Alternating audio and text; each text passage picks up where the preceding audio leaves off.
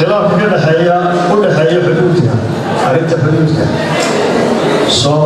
Somaliland dagaal xalwa waa xalwa nabad iyo wada hadal berigay ku jirnay xilligii kaambeynka madaxweyne muuse iyo wasiirkiisa guduhu waxay inta badan farta ku fili jireen kuma eedayn jireen xisbiga waddan iyo madaxdiisa inay xiriir la leeyihiin Soomaaliya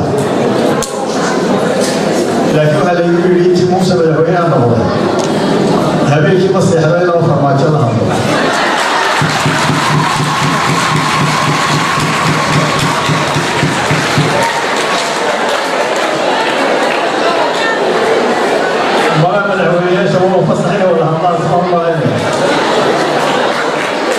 لكن ما كنت رأينا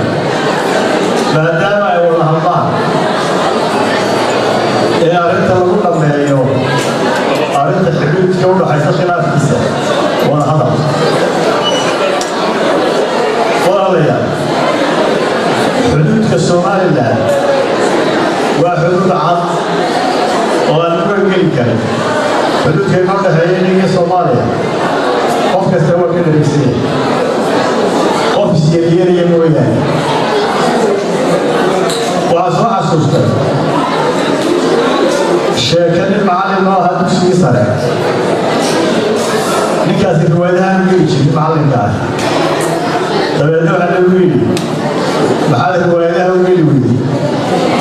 وهم ويل ويل وهيسوق يا وتاعي لا في ساعات كرامسه وسيريري